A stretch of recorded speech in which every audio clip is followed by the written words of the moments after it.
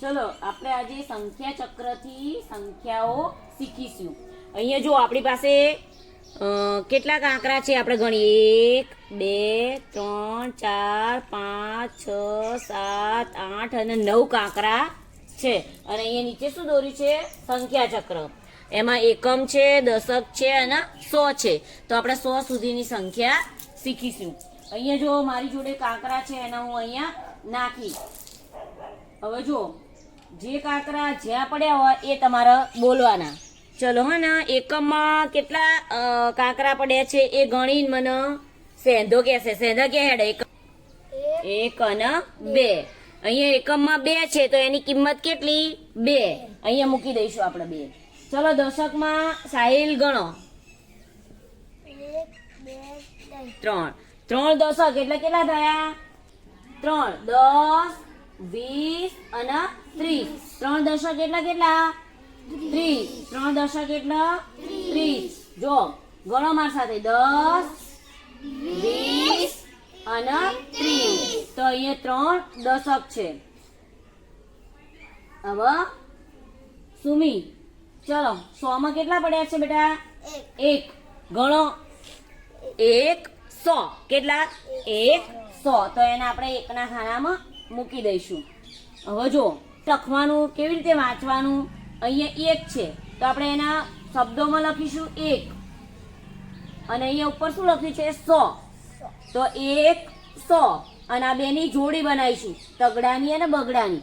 તો તગડ બગડ કેટલા થાય? 32. તો 1 100 32.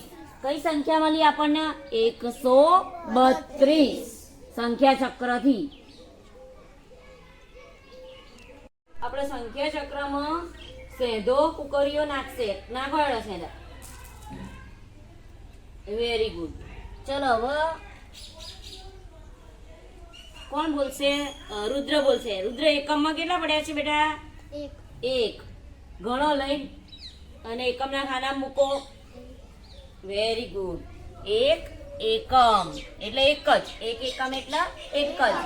ચલો દશકમાં નિખિલ ગણો હેડો. કેટલા પડ્યા દશકમાં? આઈન ગણો હેડો.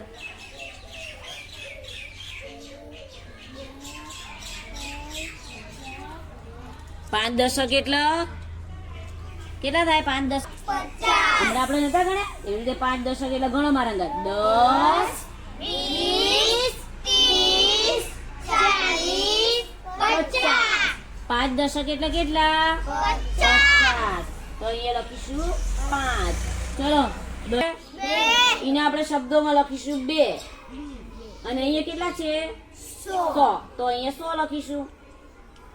પણ આ 2 ને કાઢ નાખીશું. 200. 2 એટલે 200. અને પાંચડાની ને એકડાની જોડી બનાવીશું.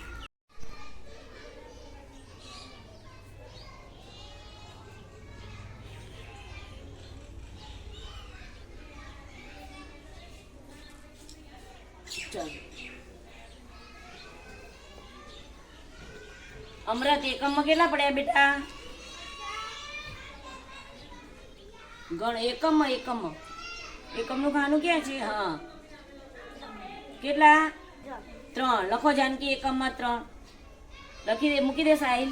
અમૃત, એકમમાં 3. Very good. ચલો દશકમાં જયેશ ગણો. કેટલા?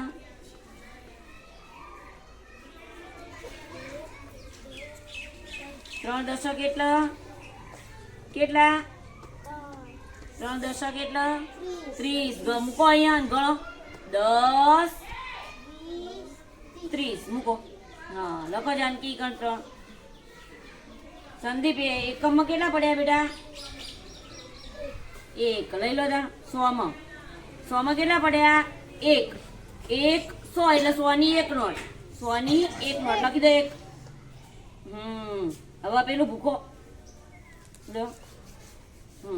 હવે લખો. ઉભા રહો. 100 લખો. જાનકી લખો ચોકથી.